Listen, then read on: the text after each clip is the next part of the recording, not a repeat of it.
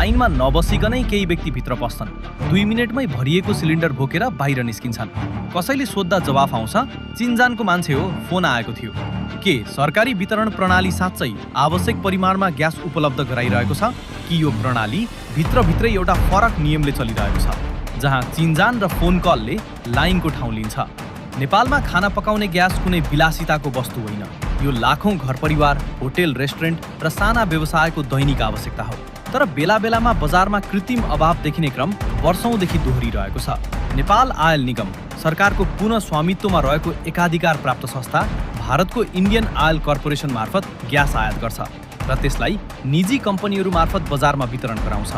यो एकल आपूर्ति श्रृङ्खलामा जहाँ जहाँ अवरोध आउँछ, ढुवानी होस्, भण्डारण होस् वा वितरण प्रणाली, त्यसको प्रत्यक्ष असर उपभोक्तासम्म पुग्छ। 2082 चैत महिनामा यस्तै अभाव चर्किँदा नेपाल एलपी ग्यास उद्योग सङ्घले आपूर्तिमा कमी नभएको, बरु उपभोक्ताले आवश्यकताभन्दा बढी सिलिन्डर जगेडा राखेकाले अस्थायी अभाव देखिएको दावी गर्यो। अभाव झन बढ्दा सरकारले अस्थायी रूपमा पुनः 14.2 किलोको सट्टा 7.1 किलोको अर्ध सिलिन्डर वितरण गर्ने निर्णय समेत गर्नु पर्यो। असार साउनमा फेरि उही समस्या दोहोरियो र उद्योग सङ्घले फेरि जगेडा नराख्नुस् भन्दै आग्रह गर्नु पर्यो। तर प्रश्न फेरि उठ्छ, यदि आपूर्ति साँच्चै नियमित छ भने वितरण केन्द्रमा किन यत्रो अव्यवस्था? किन कोही घण्टौं कुरेर पनि खाली हात फर्कन्छन्?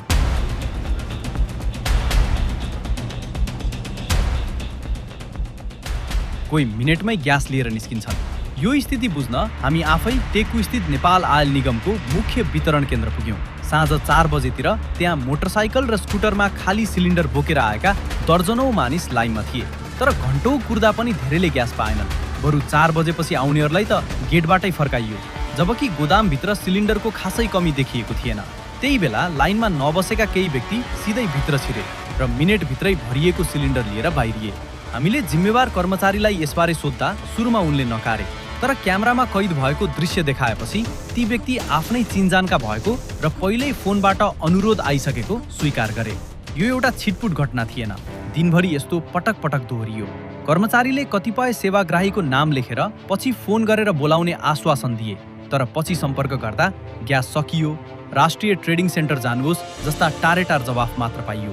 यसको मतलब स्पष्ट छ, समस्या केवल आपूर्तिको मात्रामा मात्र होइन, वितरणको पारदर्शिता र जवाफदेहितामा छ। यो ढाँचा नेपालको धेरै अत्यावश्यक वस्तु वितरण प्रणालीमा दोहोरिने संरचनागत ढाँचासँग मिल्दोजुल्दो छ, जहाँ औपचारिक प्रक्रिया एउटा लाइन, दर्ता, पालो एउटा देखावटी तह मात्र बन्छ र वास्तविक निर्णय अनौपचारिक सम्बन्ध, प्रभाव र चिनजानको आधारमा हुन्छ। यसैलाई अर्थशास्त्रमा क्रोनी एक्सेस वा नातावाद आधारित बजार भनिन्छ, जहाँ औपचारिक कतार प्रणाली भएर पनि वास्तविक पहुँच सामाजिक पुँजी, कसलाई चिन्छौमा निर्भर हुन्छ। पूर्ण सिलिन्डर क्षमता 14.2 किलो, माग अनुसार अस्थायी रूपमा 7.1 किलो अर्ध सिलिन्डरमा झारिएको आयात स्रोत इन्डियन आयल कर्पोरेसन आइओसी मार्फत। नेपाल आयल निगमको एकल आयातकर्ता व्यवस्था वितरण संयन्त्र टेकुस्थित नेपाल आयल निगम कार्यालय 5 निजी कम्पनी मार्फत भण्डारण तथा वितरण उद्योग सङ्घको दाबी आपूर्तिमा कमी छैन। उपभोक्ताको अत्यधिक भण्डारण स्टकिङले अस्थायी अभाव देखिएको स्थानीय निकायको कदम काठमाडौँ महानगरपालिकाद्वारा कृत्रिम अभाव र कालोबजारी विरुद्ध अनुगमन सुरु। यो समस्या केवल एउटा दिनको झन्झट होइन। जब वितरण अनौपचारिक सम्बन्धमा निर्भर हुन्छ, त्यसको भार सबैभन्दा बढी ती परिवारमा पर्छ जसको न त कुनै चिनजान छ, न फोन गरेर सिफारिस गराउने पहुँच। घर परिवारका लागि दिनभरि लाइनमा समय खर्चिनु र फेरि पनि खाली हात फर्कनुले दैनिक जीवनलाई प्रत्यक्ष असर पार्छ। विशेष गरी जागिरे र दिहाडी मजदुरका लागि, साना व्यवसायका लागि, होटेल, चिया पसल र स्ट्रिट फुड व्यवसायीहरूले ग्यास नपाउँदा व्यापार बन्द राख्नुपर्ने वा कालोबजारी मूल्यमा किन्नुपर्ने बाध्यता खेप्छन्, जसले उनीहरूको सीमित नाफा मार्जिनलाई थप खुम्च्याउँछ।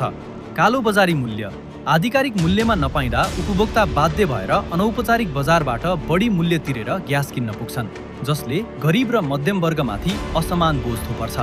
संस्थाप्रतिको भरोसामा गिरावट, सरकारी निकायले आपूर्ति पर्याप्त छ भनिरहँदा जमिनी यथार्थ फरक देखिँदा नागरिकको राज्य संयन्त्रप्रतिको विश्वास क्रमशः कमजोर हुँदै जान्छ, जुन दीर्घकालीन रूपमा शासन प्रणालीकै लागि हानिकारक हो। काठमाडौँ महानगरपालिकाले कृत्रिम अभाव र कालोबजारी विरुद्ध अनुगमन सुरु गरेको छ भन्ने खबर सकारात्मक छ, तर एउटा स्थानीय निकायको छापामार अनुगमनले मात्र वर्षौंदेखिको संरचनागत समस्या समाधान हुँदैन। डिजिटल टोकन प्रणाली भौतिक लाइनको सट्टा मोबाइल एप वा एसएमएस मार्फत नम्बर लिने प्रणाली लागू गरे। चिन्जानको आधारमा प्राथमिकता दिने ठाउँ स्वतः गर्छ र हरेक कारोबार डिजिटल रूपमा ट्र्याक हुन्छ। वितरण केन्द्रमा सीसीटीभी र सार्वजनिक अनुगमन। प्रत्येक वितरण केन्द्रको लाइभ फुटेज वा दैनिक वितरण तथ्याङ्क सार्वजनिक गर्ने बाध्यकारी व्यवस्था गरे जवाफदेहिता बढ्छ। स्वतन्त्र उजुरी संयन्त्र। उपभोक्ताले नाम गोप्य राखी भ्रष्टाचार वा पक्षपातको उजुरी दिन सक्ने छुट्टै अनलाइन च्यानल स्थापना गर्ने र त्यसमा समयबद्ध कारबाहीको प्रतिबद्धता। आपूर्ति स्रोत विविधीकरण।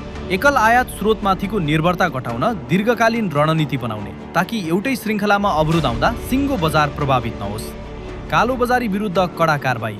हाल कालो बजारी तथा केही अन्य सामाजिक अपराध तथा सजाय ऐन 2032 अन्तर्गत भएका प्रावधानहरूको प्रभावकारी र नियमित कार्यान्वयन हचुवाको आधारमा नभई प्रमाणमा आधारित अनुसन्धान मार्फत। टेकुको त्यो लाइनमा उभिएका मानिसहरू केवल ग्यास खोजिरहेका थिएनन्, उनीहरू एउटा प्रणालीमा समान व्यवहारको खोजीमा थिए। जब औपचारिक प्रक्रिया भएर पनि वास्तविक पहुँच चिन्जान र फोन कलले निर्धारण हुन्छ, त्यो केवल एउटा वितरण केन्द्रांशको समस्या होइन, यो हाम्रो सार्वजनिक सेवा प्रणालीकै विश्वसनीयताको प्रश्न हो। तपाईले पनि यस्तो अनुभव भोग्नु भएको छ भने कमेन्टमा साझा गर्नुहोस्। भिडियो मन परे लाइक र सब्स्क्राइब गर्न नबिर्सनुहोस् र यस्तै अनुसन्धानात्मक रिपोर्टका लागि बेल आइकन थिच्नुहोस्।